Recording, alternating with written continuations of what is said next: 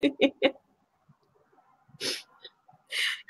morning, good afternoon, good evening, ladies and gentlemen, wherever you may be in the world. I'm Sarah Jane. This is Thoughtful Nuggets and Pearls on Gift of Healing TV. And for those of you that join us regularly and watch these before, you will recognise my guest, my sister Jackie. Jackie, welcome and thank you for joining me again. Yeah, I'm really happy to have been invited again. I've obviously behaved. Yeah, but misbehaving is behaving. Yeah, sort of. And no, we're not doing misbehaving in this. We're doing about making decisions, about deciding. And sort of, and we're in the process of trying to make some decisions between us as well, sort of about this coming weekend. But they're things, but we're at least talking about them, and we'll do them. Yeah. But what do we mean by how do you make a decision?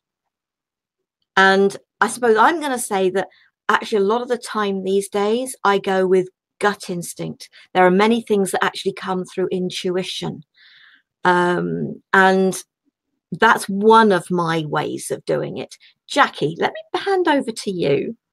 Oh, you see, I think for a lot of years I was asleep and I wasn't really making decisions on day-to-day things. They were habits and I just did them. And it wasn't until I saw or read something that actually asked me the question, well, why do you do that?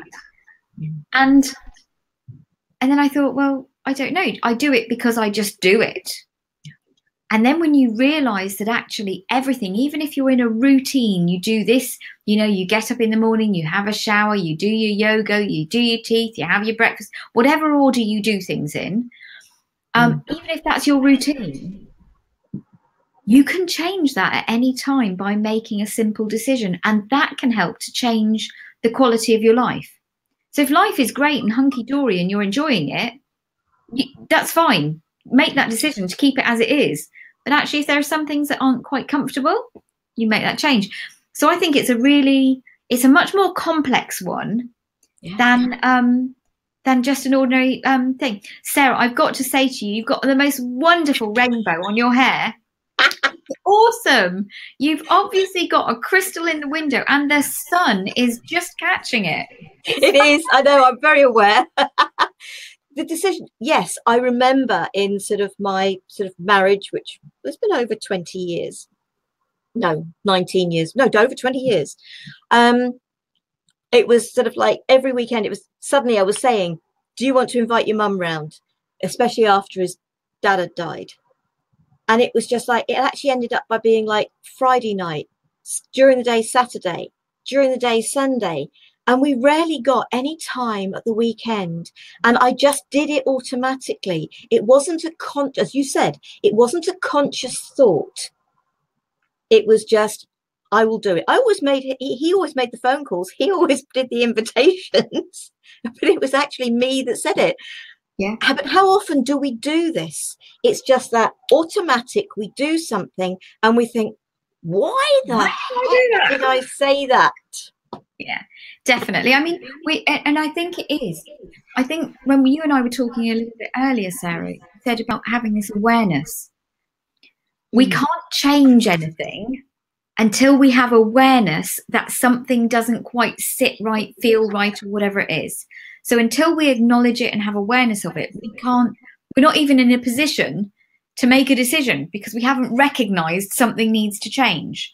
Yeah. But once we recognize it needs to change or we'd like it to change, that's when it is our choice. Just because we've had a routine that we've done day in, day out for the last 5, 10, 15 years does not mean you have to follow that same routine in the next minute, the next hour, the next day, whatever it is. You can make changes from now and decide to make them. But I'm going to ask you one question. And I did actually ask you this earlier, but you're not to give away the answer, Sarah. Okay? We'll get. Let's let the. Before you ask the question, that came from the quote: "Awareness is the first step in breaking the cycle." Panche Desir.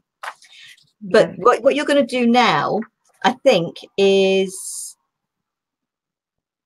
a decision is the spark that ignites action. Until a decision is made, nothing happens. Wilfred A. Peterson. And Thank that's you. where this question's coming Just from. given away the answer to the No, I question haven't. I'm going to ask. Oh, even I would suss this one. Thank you. Well, I didn't. I think you just spoiled the punchline. Oh my goodness. Okay. Well, you might laugh. You've got those chakra colors coming in and they're giving you too much energy. Let's get this. Yeah, just anyway. So there are 5 birds sitting on a branch and one of them decides he's going to fly away. How many are left on the branch? You see, now I answered none, because once one goes, the rest will go. And so the answer is 5, because the first one only decided he was going to fly. He didn't take any action. Yeah. And so actually we can decide on things, but how many times do we make decisions? I'm going to do this, I'm going to do that. And then the next day, a week later, 2 weeks later, we still haven't done it. So a decision that is going to help make a change is only truly a decision when you take action with it. Yeah. Oh, absolutely. There's no two ways about that. It was sort of, as I was saying to you earlier, sort of, I have made the decision. It's about time I renewed my passport. And I had actually started the actions to do that, when suddenly it dawned on me, I have been thinking for so long about changing my surname. And I've gone back to my maiden name. And it was, why am I going to do my passport until I have done that? And so sometimes a decision and starting the action can then bring about another decision that's got to be made, which may mean you've got to stop the first action temporarily. Yeah. But until we make a decision, start the actions, the next bits actually come in once we're actually taking the actions. Mm-hmm. And they don't necessarily come in while we're sitting static where we are. But my action from the decision, come on now, and I'd actually gone into filling the thing in online and all the rest of it. And it was just like, right, no, name bit's got to be done. And that's complete now. So gone back to maiden name. Stuck to Mrs. because I've been married twice. But that, again, that decision has helped create a more completeness within myself, which I suppose helps me still even more with that deciding from gut instinct and intuition. But that's not necessarily an easy place to make decisions from, because the majority of us make decisions from here. Yeah, you see, I think I probably do try to make logical decisions. However, I'm somebody that the thought process for anything and everything has to come from the gut and the heart. So that's where the thought process starts from, is the gut and the heart. But then I need to be logical about what I'm doing for the actions I'm going to take. And as somebody who struggles with anxiety and things like that as well, that process can be quite challenging at times, because by having that logical brain, you have the if this, if that, if the other, and it goes round and round in a cycle, which on some days can stop me from getting out of the house. And then I think in the general public arena, there is more being brought to light about people who struggle with anxiety and different things like that. So I think that we're talking about the basic structure of decisions and actions and everything else. And yet there's another side to that. If you have a condition, if somebody were to have depression, because I don't have depression, I have anxiety that leaves me feeling low, but I'm not depressed.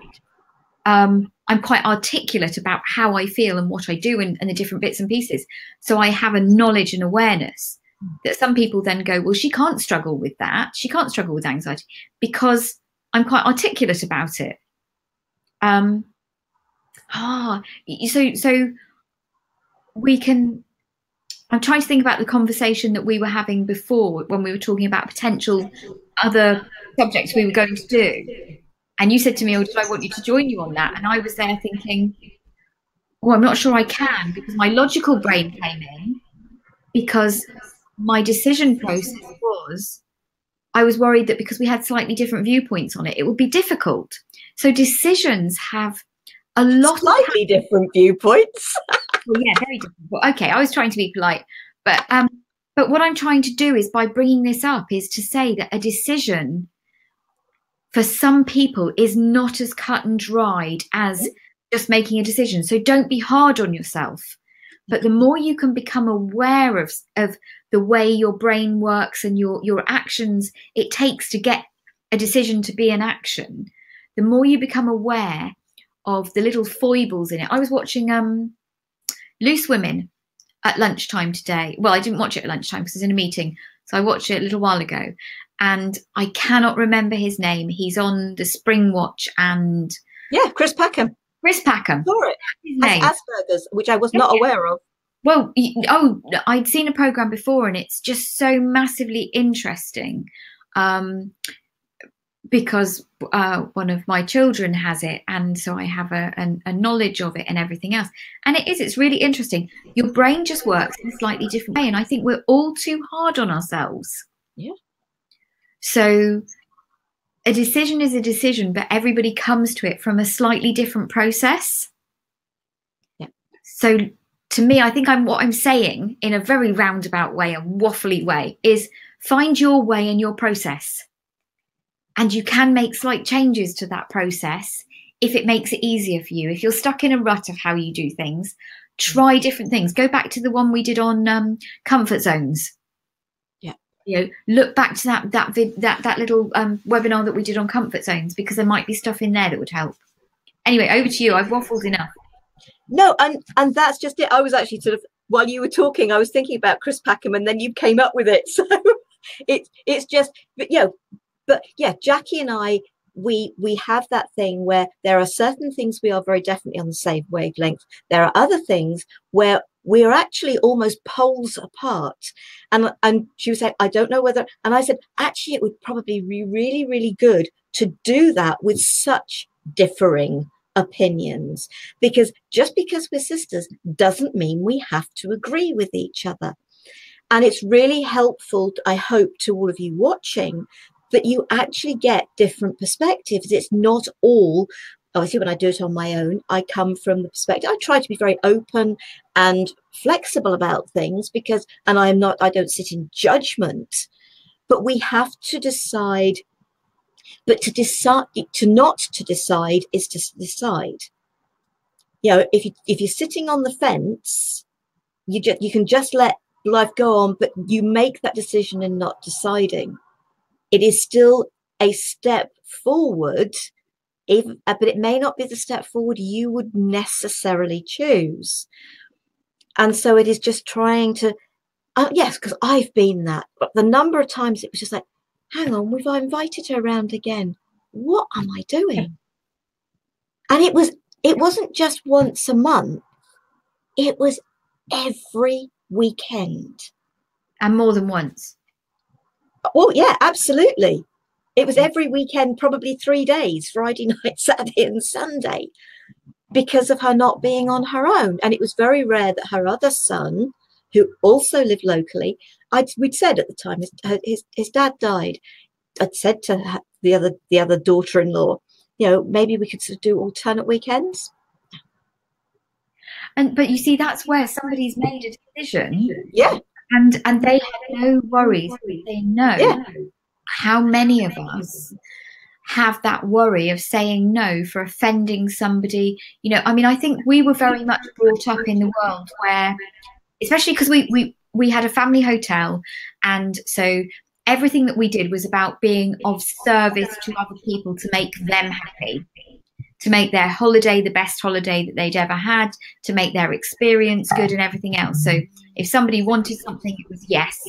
And you did your best to fulfill whatever it was they needed.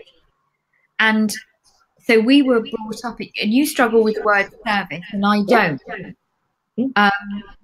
But so for some people, I believe that they were brought up where people around them did say no, but we were brought up to say yes. Yeah.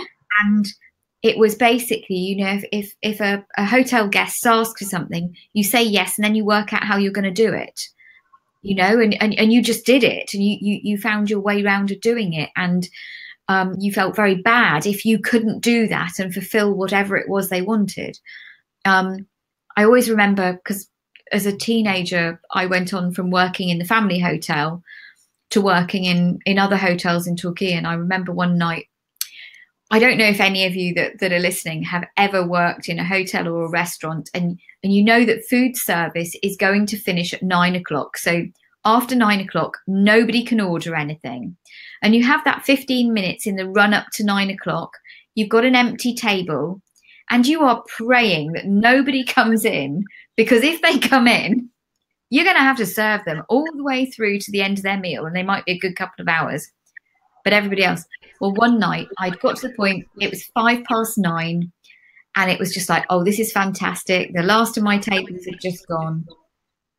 And not being big-headed, because I was known as being one of the most personable and friendly waitresses. Some people came in, went to the restaurant manager, and he said yes to them and put them on my table. So anyway, I had to be the one to go and tell Chef, who was already halfway through clearing up. And Chef had said, right, well, we haven't got this and we haven't got that, because Chef was frustrated. And so I went back out, and the person had already looked at the menu, and they said, oh, we want this. And yeah, I'm probably not going to be very proud of myself repeating this story, actually. But anyway, and I sort of said, you know, I'm really sorry that the chef hasn't got it. So they made me go back and check with the chef again. I came back, no, it wasn't. And this gentleman said to me, if I was the Queen of England, you'd get it for me. And it's the first and only time I can ever remember of being in service to somebody like that and turning around, and I said, and you're not the Queen of England, so you're not going to get it. And he sort of looked at me as if to say, what have you just done? And I'm there then thinking, oh no, this is the type of person who, because he'd been a bit stroppy, you know, if I was the Queen of England, you'd get it. I thought that I would be in trouble because I hadn't thought about what came out of my mouth. And normally, most things I thought about, because again, it's a decision. How did I want to come across as a waitress? And believe it or not, I got one of the best tips from them at the end of the evening. We had so much laughter and everything else. I actually enjoyed them being there. And I still remember them to this day. And I think, and I mean, gosh, I would have been maybe 17 or 18 at the time. And I'm 53 now. So it's a lot of years ago. And I think they gave me a £15 tip. And I kept it. I had it because in those days it wasn't shared about with all the staff. And that was a huge amount of money in those days. It really was. And actually they offered me a job as well. So, I mean, it really was a good evening. I didn't take it, but anyway. So, deception into everything. But it is, whether you realised it or not, you made a decision to say what you said. I know. It may have come out what you considered fairly automatically, but it wasn't automatic for you to be like that. It wasn't. And another one of these little sayings: we have the choice to live life by design or by default. Oh, that's true. Joy, Haugen. I'm not good at pronunciation of things. Yeah, I'm surprised I can read. But yeah, but it's true, isn't it? We can live by choice of design or by default. Yeah. And I think so many of us, because of the way we are brought up, our decisions are all made around the way we're taught to be. Yeah. Or we become because we rebel. Yeah. And there are those that do that. I don't think we right. particularly rebelled until we realized we actually had a freedom of choice. We did have a choice. And I think when we were younger, when we were growing up, we definitely weren't brought up in the environment where there was choice. You know, there really wasn't. And yet, if you were to if we were to say that to our mother now, I think she would really disagree with us. But when we look back on it, so we don't mean that as a negative. No. It's just that you really did as you were told. You did as you were, the example that was shown to you. You followed that. You were in a mold. And I think I've said it in ones before. I was definitely a rebel from probably 14, 15, because I didn't understand. I needed people to explain to me why things were done in a certain way, very definitely. And when I didn't understand it, and if people just said, because you do, if I said, why? Because you do. If I couldn't understand that, I really struggled with that process. And therefore, I still wanted to find out why. I was one of those obnoxious teenagers. But I suppose that probably the most rebellious thing I did was the fact that Mummy really wanted me to go and work for Marks and Spencer's, and I went and worked for WH Smith's instead. Marks and Spencer's, so she'd get a discount. I was considered to be a better place of employment. Smith's was a huge company, been around for many, many years, still is, as is Marks and Spencer's. But, she really wanted me to go and work for Marks and Spencer's, and I worked for WH Smith's. No, I don't think I ever realised that. That maybe that's because of that 6 years difference. I don't think I ever realised that. So, every now and again she would go on about for jobs at Marks and Spencer's. It's just like, no, I am where, and I enjoyed what I did. Thinking about it, she mentioned Marks and Spencer's to me as well when I was growing up. But she probably she knew I didn't listen. Oh, she expected more joy from you than she got from me. I went and worked in the hotels, and it was something I knew. I knew hotels, I knew service, and actually I do like making people happy. I do like that thing of making somebody smile and knowing it's because of an action I've taken. I still get a little bit of a kick from that, and I like being of service, but I find I'm being of service because it's something I want to do, not because I'm told to do it. Yeah. And I think this I don't know, this is relatively a good one maybe to come towards a close on. There are no wrong turnings, only paths we had not known we were meant to walk. Guy Gavriel Kay. Right. And so it doesn't matter the decisions we make. Yeah. It really doesn't. To me, you cannot make a wrong decision. And it's always an experience. Yeah, I agree. Yeah, no, I do actually agree with you on that, because I think it depends how you. I think it again that sentence is based on perception of how you interpret the sentence. Yeah, and I think a couple of years ago, if somebody had said to me, "You cannot make a wrong decision," I would have gone sort of thing. But now I very much see that life is a bit like, do you know, if you were to look at an assault course, go on an assault course, and they've got like the great big oblong rope things that climb up, so you can go across and up, and it's a bit like a snakes and ladders board, and something might get in the way and you might have to go back down and then back up, and you can take any route, because there are hundreds of different versions of a route. No one is right or wrong. One might get you there quicker, but you might miss the view of round that corner if you've taken the quickest route. So you get benefits from different things. So I see life as a bit like that. It's a bit like the jungle gym and an assault course. And sometimes you suddenly go down a different path and you see something amazing that you would never have seen otherwise, or you learn a lesson or something like that. But it does come down to, I think the quote that got to me the most of the ones you said this evening is, do you live by default or by choice? And I think so many of us are stuck in a rut of just doing, rather than making a decision and then doing. It's a learned behavior. Yeah. That's what it is. And we are stuck in that rut of a learned behavior. And the truth is, we don't have to stay stuck in that rut.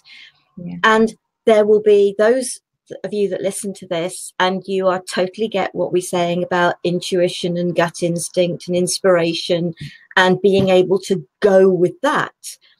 And there'll be those of you that were in the place that I've certainly been, Jackie's been, where we don't feel we've got a choice and in making the decision. The decision is almost made for us. And it's realizing that you do have a choice in your decision making. It may sometimes feel a bit like Hobson's choice, but actually this was something that came to me the other day, and it's obviously meant to come to me again now.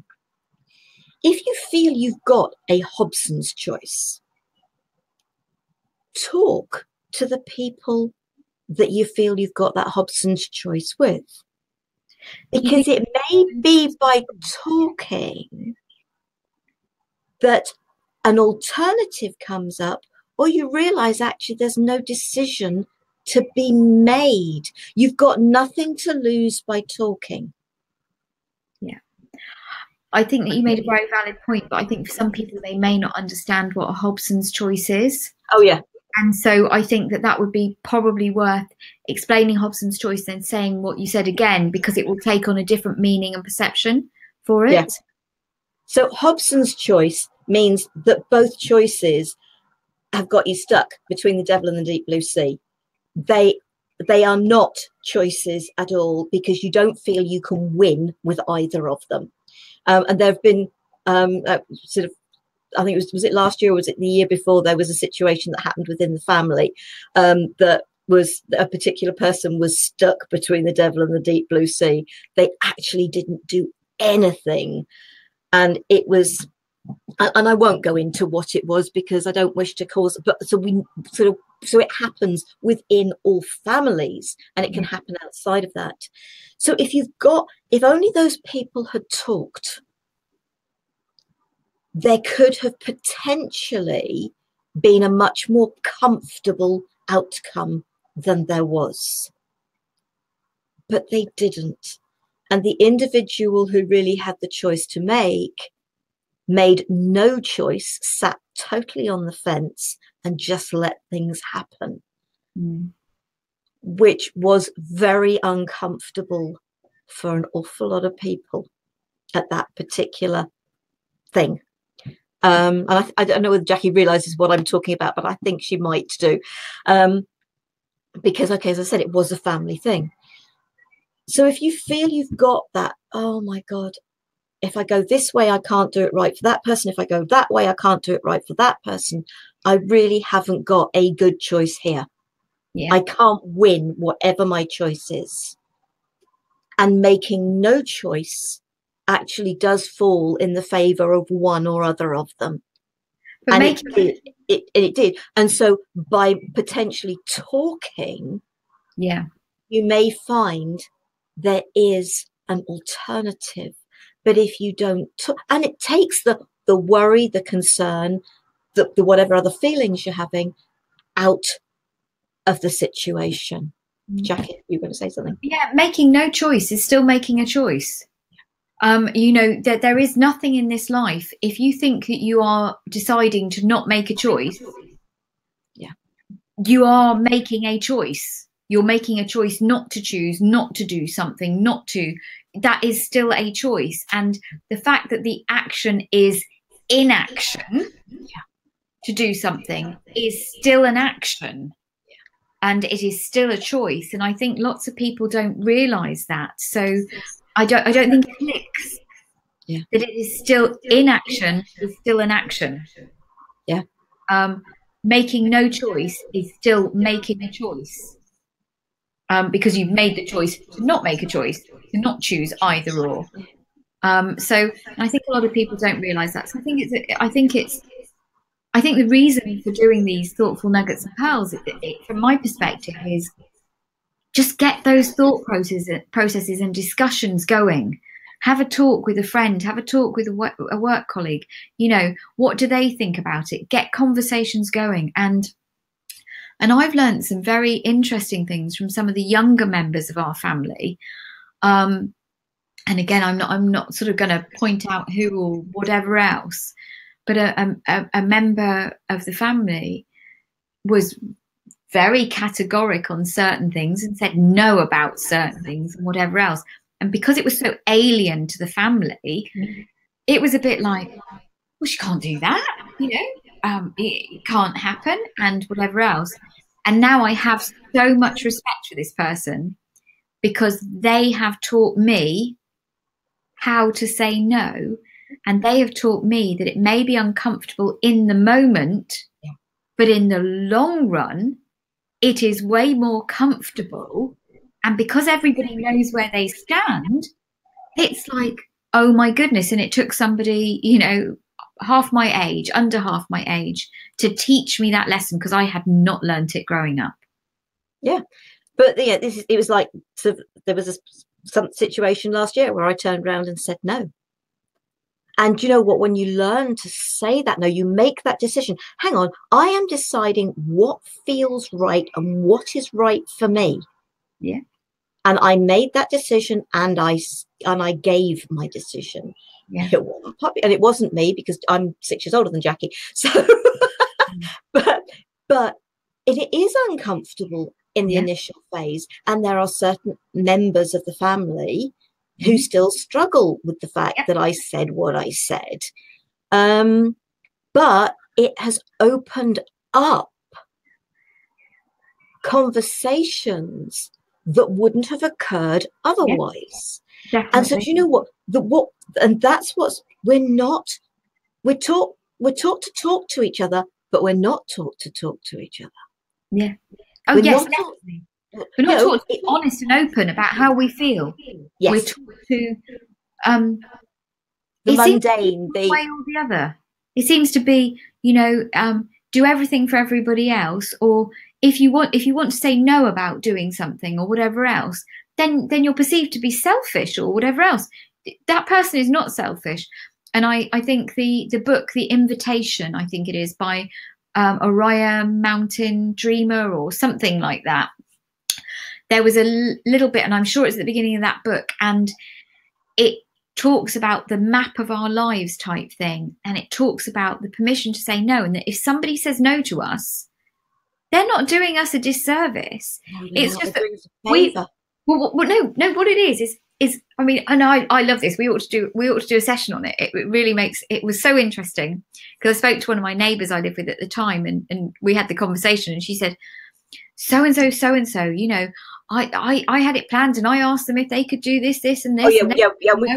We have talked about this before, and there are, and it is absolutely. Yeah. But they're not just because we had a thought that we wanted somebody to do something. Yeah. Does not mean that they are going to do it, or that they're going to want to do it, or that they're going to say yes. And when they say no, we have no right to be fed up with them, because why were we expecting them to do something in the first place? Yeah. But I really do think that when we have the courage to say no, make that decision to say no, that is totally right for us. We are, in so many cases, if you hear that no, I actually now thank you. One, thank you for your honesty. Two, thank you. Now I have got to, it doesn't matter that I've got to maybe rejig things. It obviously wasn't meant for me. Yeah. And it could have held me up if you'd have said yes when you meant no. Yeah. And it holds two people back. So making honest decisions and being honest with your answers to people and taking that action in, the answer's no. And you do not have to give a reason. It doesn't matter if they ask what the reason is. It doesn't matter what the reason is. It's none of their business what the reason is. I think it's really funny because I would still use the terminology of I'm really sorry, but no. And so I would apologize for saying no. Or I might not even say it quite as clearly as that. I might go, I'm really sorry, but da da da da da da. All the excuses and the reasons. Yeah, why not? You know, and whatever else. And it's a very interesting one. And it is how have we been brought up? How have we, you know, what are those things? And I think there's a generation now that has been taught how to say no.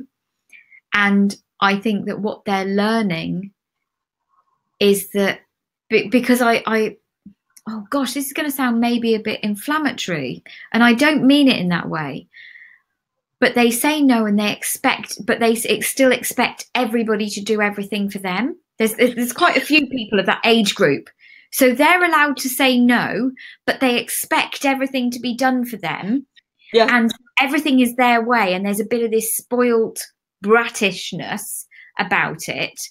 And when you say no, they are fuming with you, because who are you to say no to them? But they're able to say no all the time. So there's this real contradiction. But I now, and that's sort of like a generation in between mine and going down. But then there's a younger generation coming up again that is actually learning a combination of the two. And do you know, it is wonderful to watch. So they're learning to be kind and considerate to people, but they're learning to as well at the same time say no if they want to say no. But I think what we've got to realise is kind and considerate includes saying no. It can do, yes, very definitely. Absolutely. But I do remember, we must draw this to a close, but I do remember it was about 18 years ago, I met somebody, and it was a 2-week trip. So it wasn't somebody, and I was actually sharing a room with them. It was female. And she said, everybody is entitled to their own opinion. But what she meant was, providing it was her opinion. Classic one. I've met people like that as well, Sarah. And so on that point, thank you very much for joining us. I know we've gone over a little bit, but it's been great fun as always, Jackie. Jackie is going to join us for at least one program next month, and I know there's nothing on the website at the moment. They're going up tomorrow, so if you're watching this live or before tomorrow morning, and we're the 25th of November, 25th of April. It's gone really quickly. I've lost a few months or gained some somewhere. I don't know what I've done. Anyway, so they will go up on the website tomorrow. And Jackie, and the one I think we definitely agreed that you were going to join me for was be nice or be kind to yourself. The other ones that will be coming up next month, and I can't give you dates for those at the moment, other than the fact, well, the 23rd of May will be rejection. We'll just go to that. And the other 3 are going to be crying, life is an illusion, and distractions. So they're all coming up next month, and they will be on the website hopefully from sometime tomorrow, 26th of April 2018. So if you're watching after that, they've either been recorded, in which case you'll find them on the website. Go to the Thoughtful Nuggets and Pearls page on giftofhealingtv.com. And I hope that you will join us again. And as I said, us being Jackie as well. And we will have some fun and laughter, no doubt, on future programs. In the meantime, have a great week. Whatever your weather's doing, I hope it's being kind to you. And we'll see you again soon. Thank you, Jackie. Bye. Bye. Namaste.